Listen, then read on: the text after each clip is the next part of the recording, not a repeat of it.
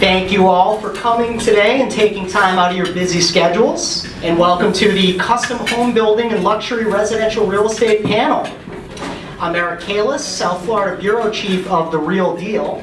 For those of you who may not be familiar with The Real Deal, it's a New York-based media company. We have websites that cover the New York real estate market and the South Florida real estate market, of course. I run the South Florida website, and we also have 2 magazines that come out each year, including the South Florida Market Report that just came out within the past week or so, so be on the lookout for that. Our daily blog garners more than 1.5 million visits each month, so please check us out. TheRealDeal.com is the New York website, and TheRealDeal.com/Miami is the South Florida website. So first, I want to give a special thanks and a round of applause to Stonegate Bank for hosting today's event.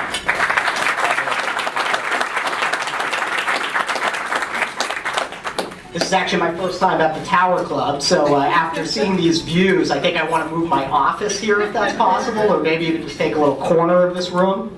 And of course, thank you to all of you for being with us this afternoon. So we have a fast-moving but informative panel today, and 4 industry experts who each bring a unique perspective to this topic. I'm going to introduce them one at a time and give them the opportunity to share their thoughts, and hopefully we'll have a few minutes for questions towards the end. I know quite a few of you have some specific questions that you want to get addressed today.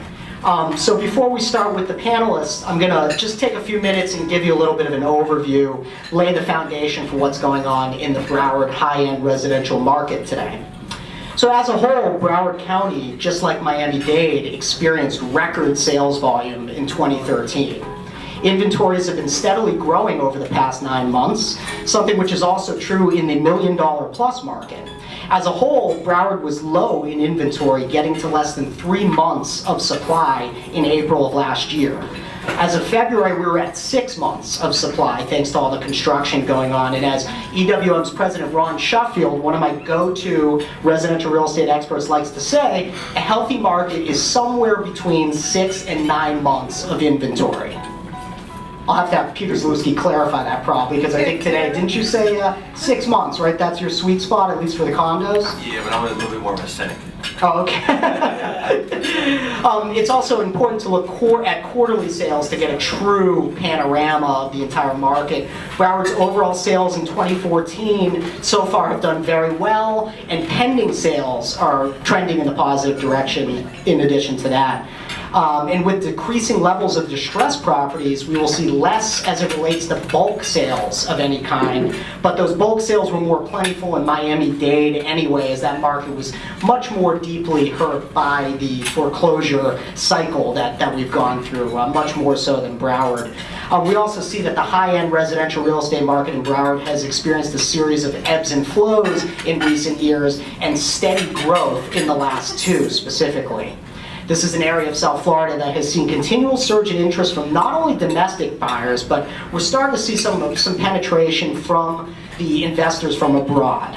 A very encouraging sign. Certainly, we're running out of land in Miami-Dade and certain high-end markets in Palm Beach. So at some point, these international buyers are going to have to, look a lot more closely at the Broward high-end market. And with much more space for building than Miami-Dade, as I just mentioned in terms of available land, Broward has experienced exciting growth in the custom home and spec development sectors, which of course is our main topic today. So this panel today presents an opportunity to really hone in on the market, its evolution, and the challenges that it faces today, and also to get into the wants and the needs of the luxury buyers, and really to get an understanding on how to capitalize on this incredible growth cycle that we're currently going through. Now I'd like to introduce our group of distinguished individuals here, 4 people who are extremely successful in their respective markets. These are industry leaders who not only have made a name for themselves through the depth and breadth of their work, but have successfully adapted to changing circumstances in the market. These individuals are Dave Selesky, President and CEO of Stonegate Bank, who's our host today, or the bank is our host today. Peter Zalewski, Principal of Condo Vultures, and also I should mention CraneSpotters.com. Are you also principal as well? Founder, CEO, Emperor of CraneSpotters.com. Rick Bell, founder and CEO of Landmark Custom Homes, and Jason Kapit, a top producing broker for EWM Realty, specializing in Broward's high-end market. A quick round of applause for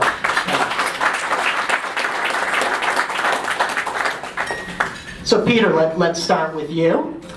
So as I mentioned, he runs both Condo Vultures and then CraneSpotters.com, which is a pre-construction condo project website for the South Florida market. Peter, you've been really tracking the ebbs and flows of this residential market for years now. Yep. So while Broward was obviously not hit as hard as Miami-Dade, what are some of the key metrics you see that, while again I know your focus is condos, but what are some of the key metrics that you see impacting the overall Broward market?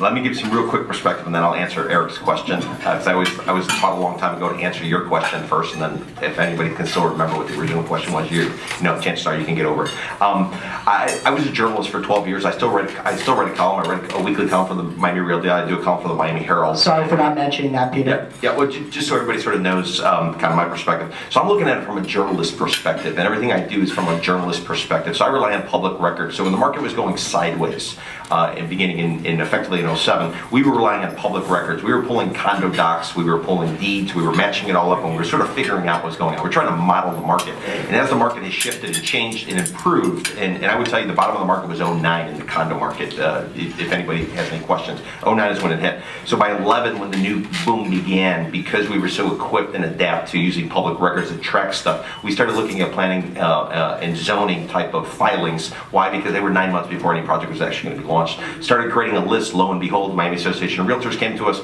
We now launched a website called Crane Spotters, where we're tracking 200 categories per building. So we're effectively modeling the next crash if it crashes. If it doesn't crash, lo and behold, at least we're doing some good consulting type of business. So that sort of being said, let me just tell you, in Broward County, you should be partying like rock stars right now. Everything fundamentally is strong. There's no reason to be concerned whatsoever. If you look at proposed condos, and why are condos important? Because condos are sort of like the subject matter that people love to talk about, the crash, the boom, the celebrities, this. Single-family houses will get you that, but they're more pieces of art. For a condo, from our perspective, it's more of a commodity. You can sort of price it out. You can figure out what it's going to be, what's going to sort of happen. But generally speaking, let me give you some sort of what I think might be shocking numbers to you. You may not realize this, but there's 217 condo towers already proposed in South Florida beginning from May 2011.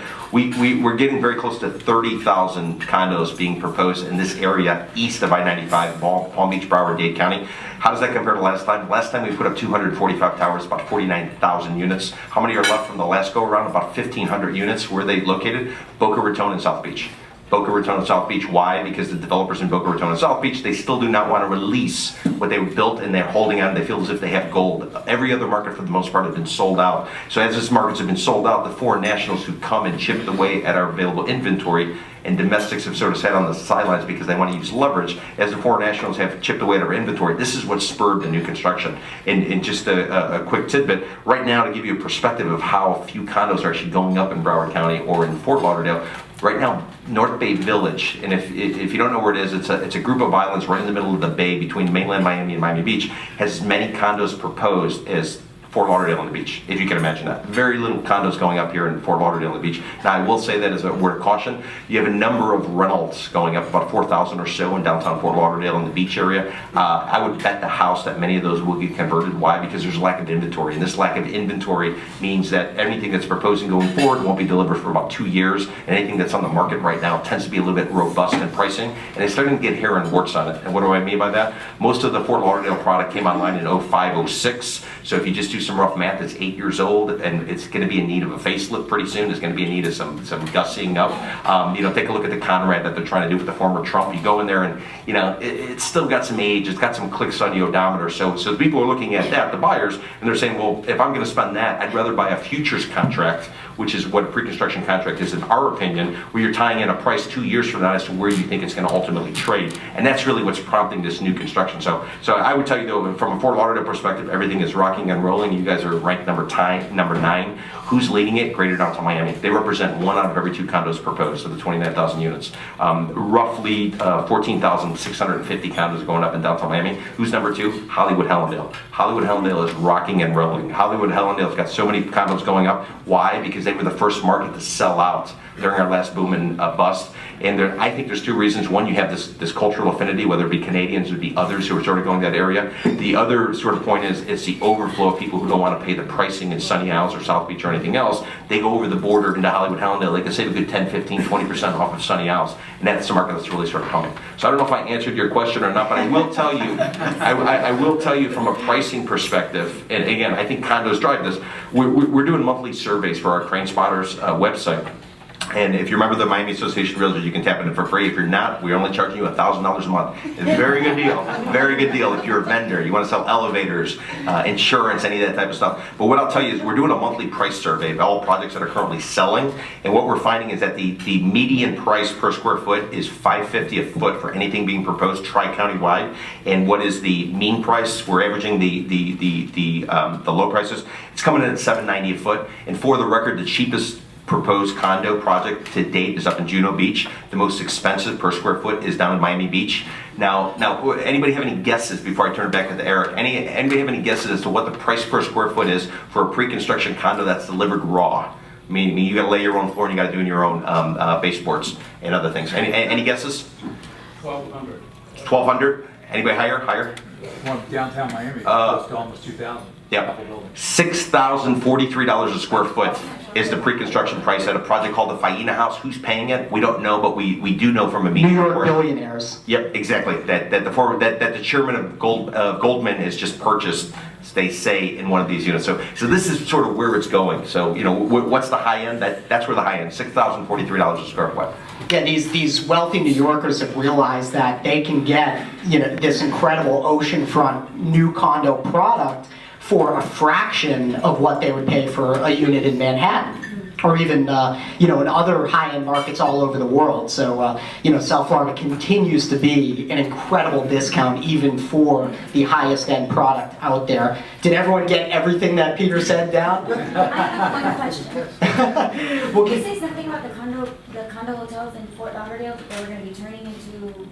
Well, no, I was referencing the former Trump that sat there for years after year after year. Ultimately, the group that's with the Conrad flag is being flown on it. They purchased it, they brought it in. I mean, the good thing or the bad thing about Fort Lauderdale, I would tell you, is that the government is anti-development for the most part. It's starting to change, but during the last boom and bust, the anti-development role by the city commission therefore led to very few condos going forward. So most of the product in downtown Fort Lauderdale, the beach, came online before we even crashed. So it was very easy to sort of clear out, and then you couldn't get necessarily people to come in and buy. Versus downtown Miami, the last crane came down in October of 2008, just for perspective. So Lehman had already gone bad, and our last crane was actually coming down in downtown Miami. So it's more of a governmental issue than anything else. And then the beach, for the most part, is dominated by condo hotels.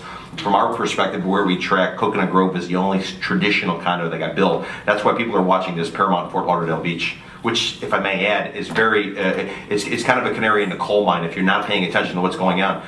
Developers want a 50% deposit because the lenders are not financing towers. The Paramount Fort Lauderdale Beach is breaking through, and they're saying we only need 30%. Now, by doing that, theoretically, you will attract more buyers, and theoretically, you will raise the risk level. But at this point, everything seems to be hunky-dory, and you should party like a rock star. So before I turn it over to Dave Selesky for our next question, just a little more background information on yourself and Stonegate Bank. So you're president and CEO of Stonegate, and you've served as a director, or as the director, since the bank's inception in 2005. Am I accurate so far? I'm a reporter, I always have to fact check. With 32 straight quarters of profitability with Tier 1 capital 15.3% as of December 31st, 2013, Stonegate Bank is 5-star Bauer rated. The bank recently acquired Florida Shores Bancorp, which brings its assets to $1.7 billion, and with 17 offices throughout the Sunshine State. So let's get the banker's perspective as we enter the second quarter on the current landscape of the Broward County real estate market and really the current focus of the banking industry today in the months ahead.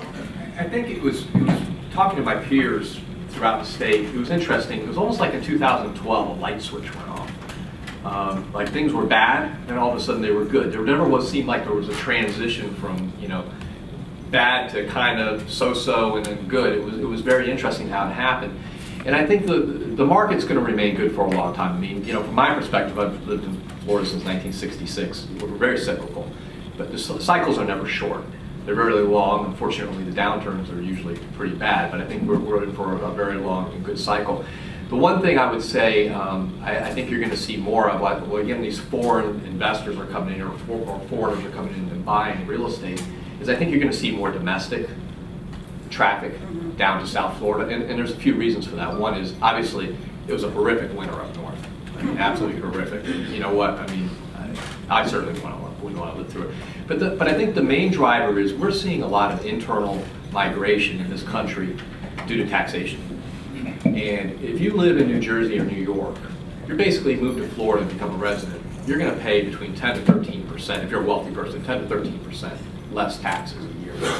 And that is a huge number if you've got a big income. And I got to give credit to the Chamber of Commerce of Fort Lauderdale and so on. They've done a lot of advertising. There was an ad, Wayne Huizenga was in it, and basically they played it in New York and New Jersey saying, make more, keep more. And it was a really slick ad, beautiful views like this and everything. So I think you're going to see more domestic people come down here. And also too, Miami really was the epicenter of this recovery, and people are Miami is getting very crowded, getting extremely pricey, and for value, I think people are going to move north, and we've seen the recovery move its way north. Really, Boca Raton was kind of a cutoff. When you go north of Boca Raton, it was very slow up until like the last 6 or 9 months. So it's even moving up into to northern Palm Beach now. So we feel very confident that it's going to continue for a period of time. Value is going to be there. A lot is going to be dependent upon keeping the favorable tax treatment. Florida is a good tax haven. Europe's troubles obviously help us as well. South and Central America have always added to the amount of people moving here. A big problem is going to be inventory, just in terms of, is there going to be enough inventory outside of the condo piece in terms of single-family homes, which is what more people move to Broward County for. Exactly. Now let's turn it to Jason, because you're on the ground every day. You've got that real perspective from dealing with these buyers and sellers 24 hours a day, 365 a year. Now, it's been reported that your brokerage is now selling one home priced over $1 million every 17 hours in Miami-Dade and Broward combined. As you can tell, I didn't write this, so I want to verify that. Is that an accurate statistic? That's accurate. We're very fortunate. My goodness. Caffeine overload, I'm sure, just to deal with all the demand. Now, while a larger share of those high-end homes are obviously in Miami-Dade, Broward is certainly having a surge in the high-end market as well. From your viewpoint, what's really fueling this trend, and what are the buyers looking for? What's the product, and where are they looking for it within Broward? Well, it's like a two-pronged question, but basically in Broward, what you have is it's definitely kind of what Dave and Peter were saying. Broward's on sale. So you have this migration buyer that's basically coming down for either that exists in Miami or maybe coming from outside the state that sees Miami, wants Miami, and then ultimately sees the prices and then is kind of sticker shocked. And then when they come to Broward, they see something that, I guess, relative to where they are is expensive, but relative to Miami is cheap. And then they kind of make a decision whether it's going to be the east side or the west side. And you have kind of, that's kind of where it veers off. And you have your east buyers that are primarily looking for water and they want a place to put the boat, and they're not so preoccupied with the gated and the size of the home and the newness of the home. And then you have the other buyer that gravitates west, where maybe they just are starting out, prices are far less than they are on the east side. They have a family, they're looking for more security, gated communities, and so that kind of dictates where the buyer heads to. Very interesting stuff. And last but not least is a man whose company has really been at the forefront of the custom home market for the last 25 years, Rick Bell. Rick is the founder and president of Landmark Custom Homes, one of South Florida's leading custom home builders. Rick himself is a second-generation home builder who has earned a reputation for building the ultimate dream homes for very discerning clients. So Rick, the custom home building market has really just taken off the last 2 years, specifically with spec development. Tell us what's happening in Broward and in that sector. Well, I can only repeat what Peter and Dave and Jason are talking about in terms of the dwindling of inventory over the past 5 to 7 years, and there really hasn't been the availability for builders to build specs. Lenders haven't been lending typically. Builders really didn't have an appetite for it, I think, up until maybe 2 years ago. We built our first spec, started just about 20 months ago, and we'll be closing it probably within the next 2 months. And that's a home that's in the $4 to $6 million range. It was sold at drywall, which was, to us, we expected to sell it, and we were usually very successful with our homes, but to see that kind of traction so quickly just kind of proves that there is a large demand for a new house. So that's not to say, old houses, don't have traction these days, but people, in the words of one of my old salespeople, don't want toenails in the carpet. They want brand new. They want a new style home. I think a lot of the homes today have a little bit more of a contemporary flair, a lot of large walls and insulated glass, a little bit of a more modern, heavy architectural lines, open, inviting floor plans. In fact, we're doing a new spec now in Landmark. We'll be starting probably in August. That'll be in the $6 million range, 10,000 square feet. And this is along those same type of lines. So we're giving them something a little bit different than they've asked for in the past, kind of getting a little bit away from more of the traditional Boca, Western Mediterranean mega house that was just basically one of those old houses we took and we blew it up and had Spanish tile and arches, and people said, wow. They're demanding a lot more today. They're a lot more sophisticated. Our buyers are a lot more international. They're coming from some areas of the world, whether it's South America, Europe, even the Far East. Now we're starting to see inroads, people coming from Asia, and they see a lot more of this international, very modern design, and that's kind of where the market is trending these days. And it's not my father's architecture, Dad.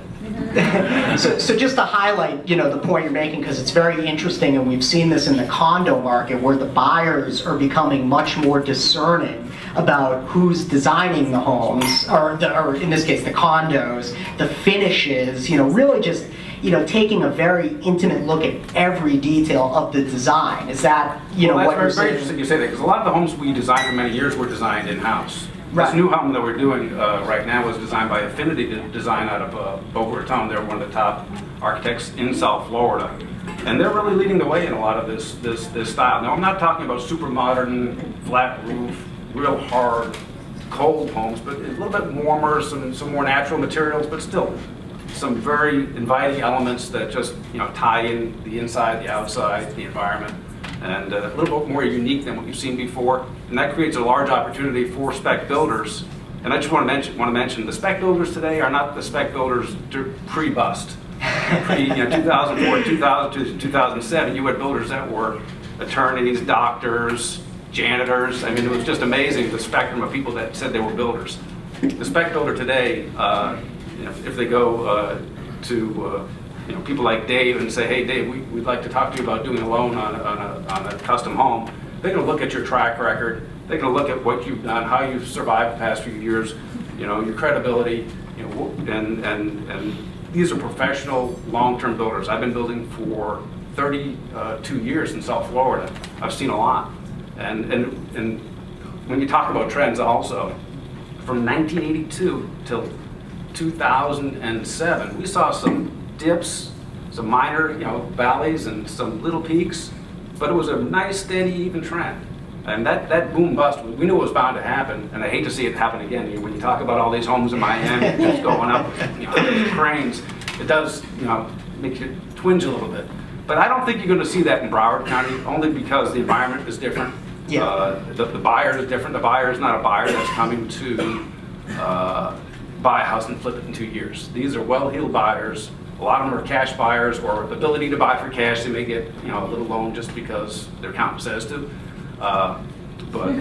These are people that are here to stay, and it's a different profile today, and I'm happy to see it actually. And they're patient buyers because they're buying land and then essentially waiting 2 years to have a home to move into. Well, that's in the pre-sale market. And one of the things that we're finding on the spec side of it is if you are a very wealthy person and you're busy, you don't have the time to spend 2 years of your life meeting with architects, picking out selections, on and on and on. If they could buy a house when the drywall is complete, with a whole designer board, like Perla puts together these beautiful boards of the home, and they can see what it's going to look like, it takes 90% of the guesswork out and saves them time, and time's a huge commodity to the super wealthy. Absolutely, for all of us. So going back to Dave, what would you say is the current business climate in Broward County? What opportunities are there in development? And then after you get into that, what are some of the challenges? Most of the banks have gotten back into the business. I mean, it goes back to what Rick just said. I think, the banks, as well as the buyers, are a lot more discerning about who they're going to lend money to. Or if you're buying a house, one thing I would like to mention is, with the web being out there now, we're seeing people will do a lot more due diligence on whether the developer, the bank, everybody. And so they're going to make sure they're going to buy a house from somebody who knows what they're doing and is going to be there if there's a warranty and so on. There's been too many problems over the years. But I think for the qualified developer out there who survived, the downturn, maybe with just a few nicks and bruises, I think there's plenty of opportunity to get leverage these days on spec houses. To move forward. I think most banks are extremely hungry to get earning assets.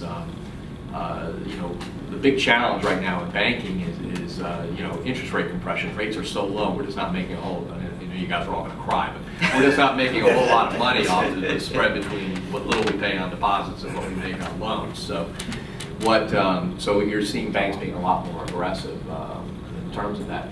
And it's a lot different business in Broward because there isn't 20 acres you can go do 300 home development or something like that that's out there now these days. It's onesies and twosies, and it's more on the high end side. And the other thing too that makes it a little bit easier, I think everyone realizes the bank wants a little bit more cash in the deal. The developers know you're going to want a little bit more cash in the deal. And then the buyers are coming in, a lot of them are paying total cash, but even if they do want leverage, they realize there needs to be a lot more equity. And the last thing I'd like to say is that's going to kind of help if there's ever a downturn. Leverage really was a big thing that led to the collapse. The subprime lending, the 100% financing, the equity lines. That's not out there anymore. No income verification. I mean, the government has pretty much changed the rules in terms of how that's handled. In terms of having qualified mortgages and not, and the securitization has changed. The securitization of those loans has changed. So I think we're a little bit more protected from that downturn. I mean, things can certainly be overbuilt, but if there's no leverage against it, or not a lot of leverage, that should protect us a little bit from having what happened before. You talked about kind of the hot neighborhoods in Broward County for for residential purchases. Are there any that maybe have experienced a bit of a cooling off during this cycle? I don't see any particular neighborhoods cooling off. I mean, there's so many different buyers out there now. Looking in each section of Broward, I really can't think of any neighborhoods that are cool. It's like I said before, it's really just a function of what the families are looking for or what the buyers are looking for. Basically in Broward, or really throughout South Florida, there's, in my opinion, 4 types of buyers that are now looking in Florida. You have your lateral buyers, And those are your buyers that, basically your move-up buyers, especially in the luxury segment. And, maybe they're happy where they're at, whether it be west and Weston or east out here in Las Olas. Maybe they had a liquidity event come up or a corporate buyout or something like that, and they just want to stay where they are and size up to a multi-million-dollar home. You also have your foreign buyers, and that's now a huge piece, which is fueling the market. And that, in my opinion, is based on more about the currency valuation. I mean, like I said before, relatively speaking, South Florida is an expensive place to live, but if you talk to people that don't live stateside, it's very cheap, especially where there's political instability in the country and the currencies just are so unequal that it just makes much better sense, stability-wise, to come here. Then you have your corporate relocations, which is a huge portion of my business, because you just have a lot of companies being incentivized to do business in Florida, and that kind of creates an opportunity for them to move a lot of employees here. And then lastly, kind of what Dave was saying, a lot of my buyers, I tend to represent a lot of sellers, but a lot of the buyers that I do represent come from the Northeast, from a valuation perspective, where the first call to me is, I need to establish primary residency in Florida because there's no way I'm paying state income tax in New Jersey anymore. And so, you have buyers that aren't necessarily looking for $1 million properties and who are going to sit there and say, well, on a $3 million house, $60,000 in taxes seems insane. But when you have a guy that makes $3 million a year and he's paying $300,000 in state income tax, that doesn't matter to that guy. So, I can recall back, and Peter probably knows better than me, like I had a half a dozen buyers that were from New Jersey when the Icon Las Olas was slated to go up, what was that, 2006? And then there was that whole Stranahan situation, and we basically just rolled them all into the River House. Now, if you roll back, it wasn't probably the best time to buy, but these guys were all, 9% in New Jersey or whatever the state income tax rate was in New Jersey. These guys were, now they're not the happiest that they paid what they paid, but to save, to establish primary residency and save all that money, that's who's fueling South Florida now, in my opinion. I wonder if we're ever going to get an influx of the Californians, because if you want to talk about prohibitive income tax, and all you have to do is live in South Florida for 6 months. So do your 6 months in the hills, and 6 months down here, and then the savings are astronomical. So I'm always looking out for that. Although maybe it's just the West Coast. Well, we did get last year. There was an influx because Ryder in Miami did a relocation. And a lot of the key executives came from California, and they, so there is some influence. So Peter, I want to hit up 2 quick points here. Is that going to be possible? Absolutely. It's kind of a fool's errand. Are the municipalities in Broward pro or anti-development? Generally speaking, if you're south of Fort Lauderdale, they're pro-development. If you're at Fort Lauderdale north, they're anti-development, from what we could gather, with a few exceptions. You have places like Deerfield Beach that want to sort of poach some of the Boca business, but generally speaking, south is development, north is controlled growth. Perfect, that was very quick. And the second point, what's missing from this market in terms of non-residential uses? So, restaurants, nightlife, maybe more cultural activity, and compare where Broward's at to Miami-Dade, which obviously, especially urban Miami's had a huge cultural influx over the last decade. This one is simple. 7 o'clock liquor license. If you come from Miami and you come up to Fort Lauderdale and party, or if you're in that crowd or whatever, everything shuts at 1 or 2 o'clock. And then you sort of find yourself, you're like, what do I sort of do? And if you're used to going out in Miami, you're eating dinner at 10 o'clock. Some clubs open at midnight. So to come up here and try to carry on that scene, that a lot of people fly in. I don't know if you realize this, but really the greatest driver for the foreign national up here is the frugality, is that a word? Frugalness, if you will, of many of the visitors who are coming. Why? Because if you're flying in on JetBlue, you're flying in on Frontier, anywhere else, if you're coming from Colombia, you're coming from any of these places, you can fly in cheaper to Fort Lauderdale International Airport. It makes sense. You're willing to sort of give it a go, but if you're used to eating dinner at 9 and 10 o'clock and going out partying at midnight, you sort of run into that issue where you sort of, what do I do? I need to kind of go back to Miami. So I would suggest Fort Lauderdale ought to open up a later liquor license area just to be able to poach some of that younger crowd. And why is that crowd important? Because that's the one that's going to drive. That's your lifeblood. Now, I'm not talking about spring breakers, because I know what the issue is up here at spring breakers. I'm talking about something a little bit more vibrant. Even going to Gulfstream in Hellendale, 9 o'clock is like last call for dinner. And if you're used to dealing with people from Latin America, it's a little bit challenging trying to figure out what to do so everybody heads back south. So I think culturally, I don't know what that adds, but I know that will bring lifeblood into sort of this area, and that's a way I think you're going to get a lot of foreign buyers. Well, as someone who has to DVR Saturday Night Live and watch it Sunday morning with a cup of coffee, a bar shutting down at midnight is not the worst thing in the world to me. Okay, so let's open it up to some questions from the audience here. Anyone want to fire away at these guys? Do you want to see Peter pantomime some dance moves again, maybe? I would throw one thing out there before the questions start. To give you guys a perspective, we're talking inventory. Lehman Brothers crashes. There's 108,000 properties on the market, single-family condo, townhouse, Broward, Palm Beach, and Dade County. 61,000 condos. Fort Lauderdale, he had 37,000 properties on the market, 21,000 of which were condos. Fast forward to today, all of South Florida is less than 42,000 properties on the market, 24,000 condos. Broward County, 13,000 properties on the market, 7,700 condos. There's no inventory. We reduced it by 2/3, and that I think is sort of the statistical aspect of what we're all talking about. Okay, so that's going to conclude our discussion today. So on behalf of our host, Stonegate Bank, Landmark Custom Homes, and EWM Realty, I want to thank you all for coming today and taking time out of your busy schedules.